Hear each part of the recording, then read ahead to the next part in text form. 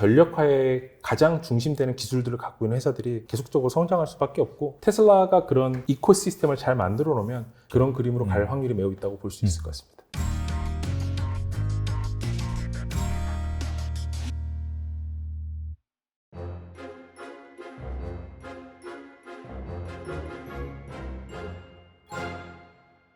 또 그리고 최근은 아니고 몇 년 전부터 계속해서 얘기가 나왔는데 태양광 풍력 하면은 또 수소 이걸 가지고 또 그린 에너지 또 한쪽 사이드로 보고 있는데 이 수소 에너지의 역할은 또 무엇인지 이게 약간 기존의 재생 에너지와 경쟁 관계지 보완 관계지 그 부분에 대해서 말씀해 주시면 좋을 것 같아요. 수소 에너지는 이제 굉장히 좀 복잡한 것 같습니다. 제가 알기로는. 네. 근데 이제 경쟁 관계일 수도 있고요. 보완 관계가 좀 더 맞다. 저는 대체제의 역할이 좀 더, 그러니까 서로 보완할 수 있는 에너지의 개념이 좀 더 맞다 이렇게 보고 있는데 이제 그 이유가 수소를 만드는 과정에 있습니다.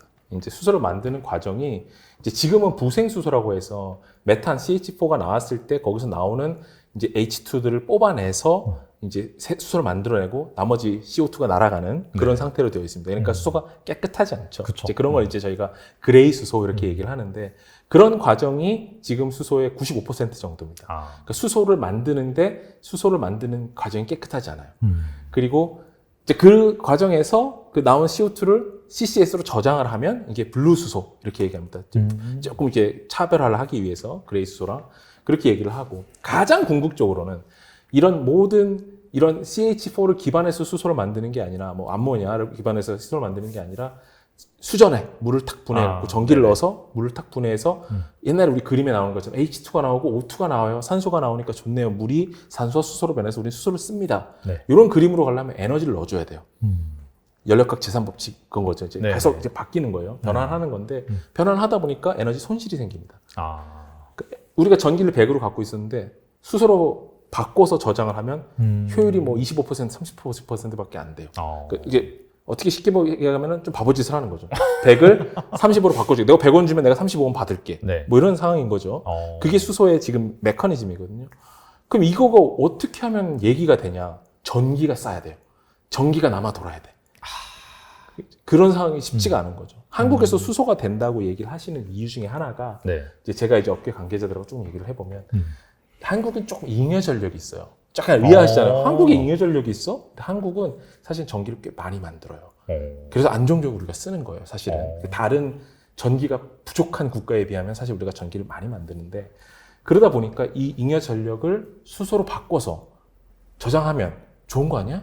좋은 거죠. 이제 그렇게 하면 가치가 생기기 때문에 한국에서는 수소가 가능할 수 있다라고들 수소 이코노미를 말씀하시는 분들이 얘기를 하세요. 그러니까 제가 어릴 때 기억해 보면 이제 중학교 때쯤에 양수식 발전 저 이런 걸 배웠거든요. 양수식 발전 이제 밤에 심야 싼 전기로 물을 올려서 전기 필요할 때 물을 내려 그래서 발전하고 에너지를 돌리는 거죠. 사실 바보 같은 짓이잖아요. 전기를 써서 물을 올리고 필요할 때 전기를 쓴다라는 거는 사실 에너지 입장에서는 이제 바보 같은 짓이지만 에너지는 거꾸로 얘기하면 필요할 때 사용하는 게 제일 값어치 있는 것이기 때문에 또 전기는 저장이 안 되기 때문에 양수식 발전이라는 신기한 이코노미가 돌아갔던 것이고요. 수소도 마찬가지로 남는 잉여 전력이 있으면 배터리에 저장하는 것도 한계가 있으니 수소라는 새로운 형태로 저장을 해놓고 그걸 쓰자라고 하면은 얘기가 조금 됩니다. 전제는 잉여 전력이 있어야 된다. 잉여 전력을 만들려면 기저 전력이 많아야 되는데 그 기저 전력을 태양광과 풍력에서 만들어 주시면 그린 수소. 이걸 원자력에서 만들면 레드 수소. 이런 식으로 분류를 합니다. 그러니까 수소가 그 색깔로서 이미 어떤 식으로 간다라는 게 이렇게 정의가 돼 있는 거죠. 근데 지금처럼 뭐 부생수소, 즉 뭐 암모니아나 메탄에서 만들어지는 수소 같은 경우는 사실은 뭐 우리가 그린 텍소노미 이런 그린 세계에서 만들어지는 온실가스를 저감하기 위한 노력하고는 사실 좀 맞지는 않죠. 그래서 그거는 큰 그림에서는 사실 좀 맞지 않고 그럼에도 불구하고 수소로 갔을 때 수소가 싸게 만들어져야 되는데 지금 수소가 가격이 제가 기억하는 게 맞으면 한 킬로당 7, 8불 선에서 만들어지거든요. 근데 이제 목표는 그게 한 1불선. 석유가스선으로 와야 엄청 절감해야겠네요, 그러면. 그렇죠. 엄청난 뭐라고 할까, 이 경제적인 혁신이 있어야 가능한데 그걸 하기 위해서 이제 미국에서는 뭐 hydrogen shot, 수쇼 샷이다. 그러니까 우리가 이게 옛날에 달 가기에서 문샷 이런 거 해가지고서 우리가 뭐 10년 안에 달에 가겠습니다 그랬는데 뭐 7년 만에 가고 그런 것처럼 우리가 10년 안에 수소 가격을 7달러에서 1달러를 만들겠습니다. 뭐 이런 노력을 하고 있다고들 해요.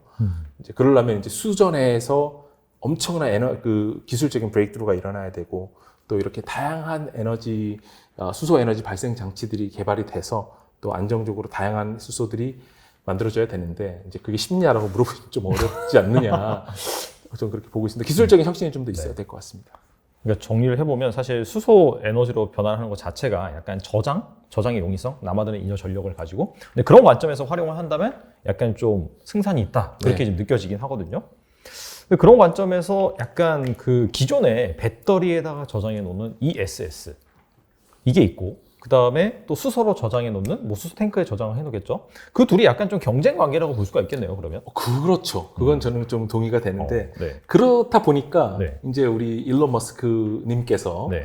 얘기를 했죠. 이제 제 기억에 맞으면 한 몇 년, 3년 정도는 된 것 같은데 네. 얘기를 했어요. 그러니까 뭐라고 했죠? 그러니까 하이드로젠 pure cell이든 full cell이다 그런 식으로 얘기했어요. 아 바보다고. 네, 바보 에너지, 네네. pure energy, full energy 이런 식으로 네. 얘기했었는데 네. 뭐냐면 이제 효율이에요. 100이 있는데 전기로 직접 쓰면 한 7, 80은 쓸 텐데 네. 배터리로 저장했다가 쓰면은 이거를 굳이 한 번 더 바꿔서 30% 정도 에너지로 사용하는 이유가 뭐야?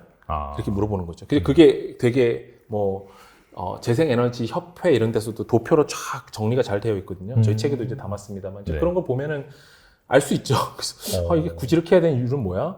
왜냐하면 ESS가 없을 때 아니면 좀 더 장기적으로 에너지를 보존하고 싶을 때 수소가 대안이 될 수 있기는 한데 에너지 전체의 효율로 봤을 때는 조금 손해가 있죠. 그래서 그걸 어떻게 극복할 것인가 이런 것들이 좀 이제 장기적인 논의 과제라고 보고 있습니다. 근데 약간 수소 쪽을 유망하게 보는 그런 분들 같은 경우에는 ESS가 결과적으로 배터리잖아요. 그 배터리죠. 근데 배터리를 크게 만들수록 뭐 관리도 어렵고 그 다음에 엄청 비싸진다. 비싸지고 효율도 내려가고요. 전기차 한 대 배터리 원가가 40%다. 네, 그렇습니다. 그러니까 그런 거 따지면은 이 수소에 저장하는 게 더 좋다. 그렇게 말씀하시는 분도 계시더라고. 이 부분 어떻게 생각하세요? 그건 좀 복잡한 문제인 것 같습니다. 이거는 계산하기 나름이다. 계산하기 나름이고 지금 현재 제가 알기로는 네. 딱 이제 1대1로 싸우면 네. 배터리가 좀 더 쌉니다. 다 그래요? 합치면. 그러니까 그래서 효율까지 합쳤어요. 그렇죠. 손실 나는 그런 거 네. 기회비용까지 다 합치면. 그런데 미래는 모르지. 미래는 모르죠. 미래는 그렇죠. 모르고 또 ESS도 발전할 수 있고요. 그리고 수소도 발전할 수 있고요. 수소가 어느 날 갑자기 기술적인 혁신이 일어나가지고 옛날에 하던 거에 반값을 만들어냈다. ESS가 위태위태한 거죠. 이렇게 조정하면 훨씬 더 쓰기 좋은데 이런 문제가 발생할 수 있고 이런 논쟁이 발생할 수 있고요. 또 배터리가 예를 들어서 규모의 경제를 실현해가지고 엄청나게 많은 배터리들이 막 아까 이제 일론 머스크 얘기도 했습니다만 파워월, 파워팩 이런 게 성공적으로 배터리 산업이 성장해가지고 네. 배터리가 훨씬 더 좋은데 효율도 좋고 저장도 잘 되고 이제 우리는 엄청나게 많은 에너지원도 배터리 저장이 가능한데 수소가 왜 필요하지? 이렇게 논쟁이 붙을 수도 있고요. 그래서 이거는 그 측면에서는 둘이서 좀 경쟁제가 되지 않는가 이렇게 볼 수 있을 것 같습니다. 그래서 잘 눈여겨 보셨다가 지금 이쪽에서 기술적인 브레이크트루가 일어났는데 확실히 배터리가 안정적이네. 보시면 아까 전기차나 전력화에 의한 ESS가 좀 더 위닝 프로세스에 있을 수 있고요. 근데 어느 정도 수소에서 아까 말씀드린 하이드로전이 성공했어요. 그래서 엄청나게 수소 가격이 콱콱콱 떨어지고 있다. 생산 가격이. 그러면 수소가 ESS의 대체제로서 에너지를 저장할 수 있는 좋은 전력화의 수혜를 받을 수 있는 그런 대체 에너지원이 될 수 있는 것이죠. 유럽 같은 경우에도 한 재작년부터 그때부터 이제 약간 수소 관련 법안을 내놓고 그쪽 산업을 육성을 하면서 궁극적으로는 신재생 에너지 발전을 통해서 이 수소로 이제 변환을 해서 저장을 한다. 이렇게 얘기하는 것 자체는 그러니까 수소가 ESS를 완전히 이겼다라기보다도 하나의 그런 방편으로 지금 저울질하고 있다 그렇게 보면 되는 건가요? 그럼 저는 제일 좋은 해석이지 않을까 그렇게 생각하고 있습니다. 네. 알겠습니다. 앞서서도 일론 머스크 말씀하셨잖아요. 그래서 이제 테슬라에 대해서 또 안 다룰 수가 없는데 테슬라가 알고 보면은 이 종합 에너지 회사 이쪽으로 가고 있다라고 그 책에서 말씀하셨더라고요. 이 부분에 대해서 자세히 설명해 주시면 좋을 것 같아요. 그러니까 일론 머스크가 꿈꾸는 미래라는 게 이제 사실은 이제 테슬라라는 게 처음에 테슬라 모터스에서 출발했지만 이제는 사명도 테슬라라고 바꾸고 그 밑에 테슬라 에너지라는 회사들이 있습니다. 자회사가. 그러니까 그만큼 전체의 에너지 시장에서 패권을 가져가고 싶은 게 일론 머스크의 비전이라고 알려져 있어요. 즉 그러니까 일론 머스크가 아마 2015년인가? 벌써 한 7, 8년 전에 딱 나와서 얘기했거든요. 내가 꿈꾸는 미래는 에너지를 전기를 통해서 사용하는 시대를 꿈꾼다. 그러니까 전력화라는 어떤 그 개념을 그 시대에 이미 벌써 공표를 해가지고 그 자동차는 이 전력화를 통해서 전기를 이용하는 수단으로서 네. 하나의 매개체로서 우리가 개발하는 것이고 내가 꿈꾸는 건 모든 이 소사이어티가 전력화돼서 전력으로 움직이는 거다. 그런 비전을 갖고 있죠. 그러니까 이제 그 전체 테슬라에서는 뭐 파워팩이나 파워월, 그다음에 뭐 솔라 패널, 그다음에 그걸 저장하는 장치, 그리고 그걸 팔 수 있는 시스템, 버추얼 파워 플랜트 이래가지고 VPP라고 부르는데 그런 것들이 다 하나의 그 시스템에서 움직이는 것 같아요. 이 하나의 생태계를 만들고 싶은 거죠.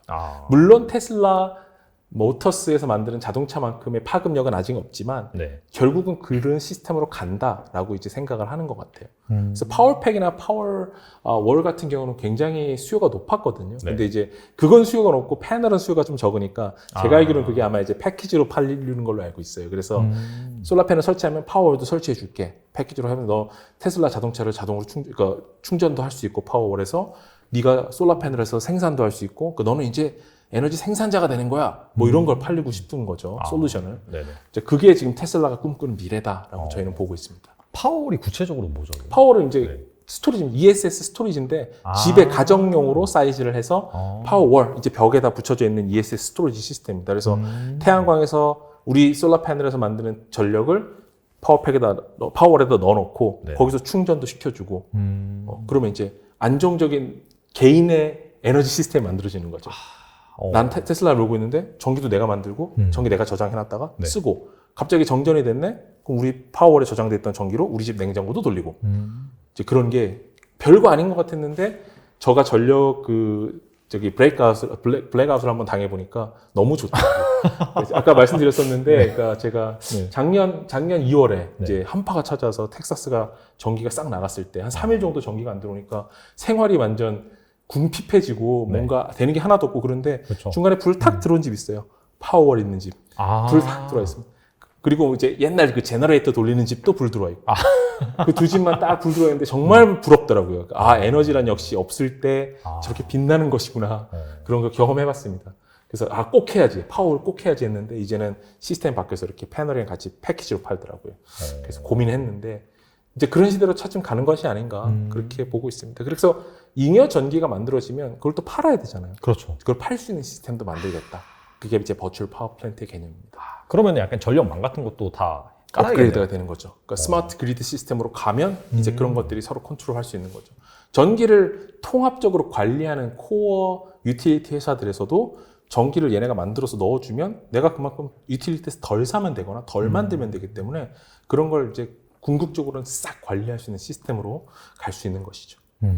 미국 같은 경우에는 약간 그 전기 판매, 뭐 생산과 수요 이런 관점에서 보면 우리나라랑 좀 다른가요? 우리나라 그렇습니다. 한국전력이 그냥 꽉 잡고 있잖아요. 그렇습니다. 거기는 그냥 개별 회사들이 잡고 있는 그런 시스템. 주별로 조금씩 다른데요. 그러니까 주별로 이렇게 유틸리티 회사들이 공급을 센트럴에서 관리하는 경우도 있고 아니면 각자 그 유틸리티 회사들이 이제 지역 가입자들하고 관리하는 경우도 있고. 그렇지만 일반적으로는 한국전력이 각 주마다 있다 이렇게 보시는 게 좀 더 간단한 개념입니다. 근데 그럼에도 불구하고 그 한국전력이 여러 벤더들한테 전기를 공급받는 거예요. 뭐 A라는 회사는 뭐 메가와트 시당 얼마에 드리겠습니다. 그러면 이제 그래 오케이 계약. 그래서 내가 하갖고 이제 디스트리뷰터가 이렇게 다 분배해 주는 거죠. 개별 가입자들이. 네네. 개별 가입자들도 고를 수 있어요.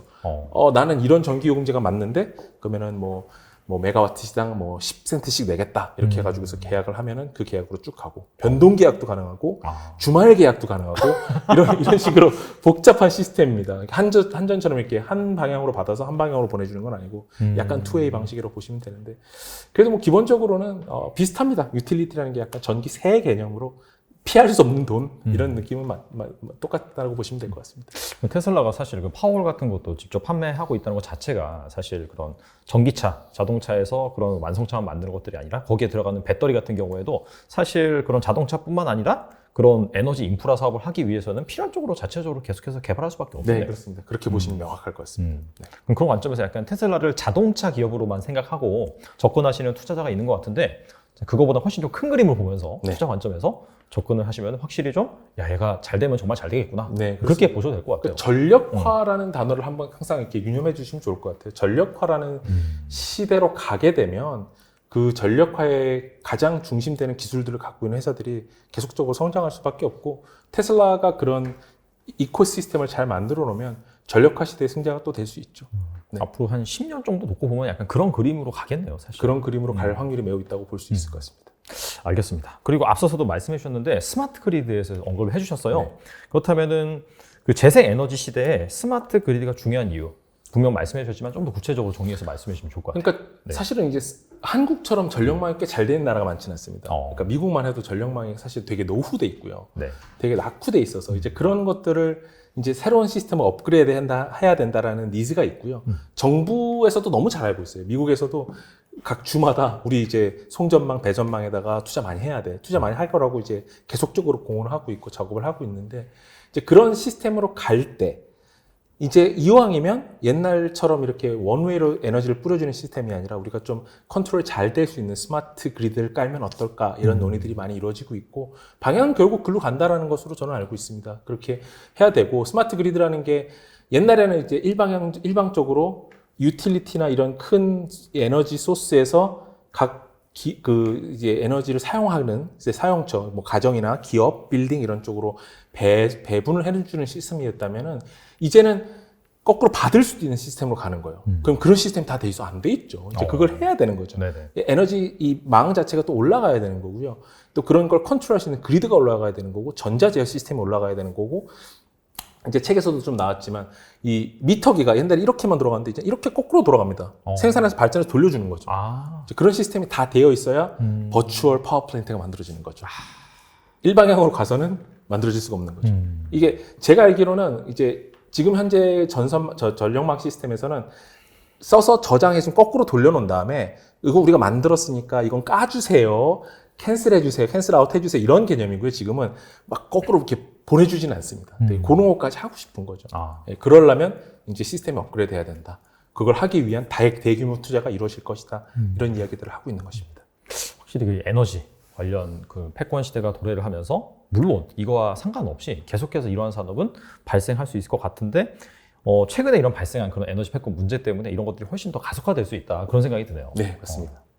오늘 나와주셔서 정말 좋은 말씀 많이 해주셨는데 끝으로 이 투자자들을 위해서 한 말씀만 부탁드립니다. 네, 에너지라는 게 사실은 제가 혼자서 다 설명할 수 있을 만큼의 그런 규모가 아니고요. 네. 제 깜냥도 뭐 그걸 전부 다 잘 알아서 설명을 드린다라기보다는 제가 이번에 책을 쓰면서 리서치를 많이 했는데 그런 것들을 보고 드리고 또 좀 쉽게 이제 이해하시기 쉽게, 그리고 전체 흐름이 어떻게 되는지를 좀 가깝게 설명을 드리기 위해서 이제 노력을 많이 했습니다. 오늘 자리에서도 제가 여러 가지 얘기를 했지만 이제 그런 것들을 이제 큰 그림만 이제 눈여겨봐 주시면 좋을 것 같고, 좀 더 상세한 이야기들은 저희가 책을 통해서 이렇게 많이 해놨으니까 읽어보시고 또 이렇게 개념을 잡으시면 좋을 것 같고, 에너지에 대한 얘기를 하나만 더 드리면 네네. 에너지가 굉장히 가까운 문제입니다. 이게 에너지는 뭐 그냥 뭐 한전이 하는 거지 내가 어떻게 할 수 있는 게 아니야 이렇게 생각하실 수도 있는데 네.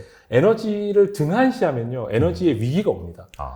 독일 같은 경우도 되게 에너지로서는 안정된 국가였는데 여러 가지 디시전 메이킹을 통해서 가스를 러시아에서 싸게 받아오고 이제 그러면서 평화로운 상황이었다가 국제 정세가 바뀌고 나니까 에너지 안보가 흔들리면서 여러 가지 문제가 나오고 있습니다. 석탄을 다시 사용해야 되는 상황도 되고, 함부르크에서는 그렇게 얘기했죠. 야, 이제 온수 못 준다.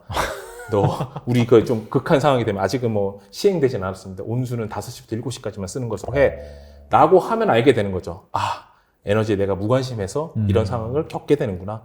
이런 상황이 오지 않도록 우리가 에너지 항상 관심을 가져야 된다고 저는 생각을 해요. 그러니까 우리 뭐 민주시민의 덕목 이렇게까지 얘기하면 좀 거창하지만 에너지를 잘 알고 우리 국제 정세가 어떻게 돌아가는지를 알고 앞으로 미래의 어떤 에너지원들이 이제 도래할 것인지 어떻게 성장할 것인지를 좀 눈여겨보시면 투자 관점에서도 너무 좋으실 거고, 또 미래를 그리는, 미래를 살아가는 우리 시민 입장으로서도 굉장히 유효한 그런 정보들이 되지 않을까 저는 그렇게 생각을 합니다. 어렸을 때 막 무슨 초등학교에서 포스터 그리면은 네. 막 그런 문구 있잖아요. 에너지를 아끼자, 네. 물 뭐 이런 얘기를 계속 많이 썼던 그런 기억이 나요. 근데 사실 그만큼 우리와 가까이 있는 필수 소비재 중에 하나고 지금 이걸 중심으로 사실 에너지 발전에 대한 또 이제 탄소 중립과 맞물리면서 계속해서 커지고 있는데 사실 바로 앞을 내다보면 정말 어렵거든요. 투자라는 것 자체가. 네. 뭐 주가가 항상 변동하고 또 뭐 여러 가지 매크로 이슈 때문에 떨어지기도 하고 하지만 정말 긴 그림, 큰 네. 그림을 본다면은 어디로 가는지 방향성은 확실하다고 생각을 합니다. 네. 자, 그런 차원에서 또 박사님 쓰신 책 잘 읽어보시면은 내가 미래 정말 부를 축적함에 있어서 어디에다가 어떻게 현명하게 의사결정을 할 수 있을지 잘 결정할 수 있으실 거라고 생각이 됩니다. 네, 지금까지 정철규 박사님 나와주셔서 감사합니다. 네, 감사합니다.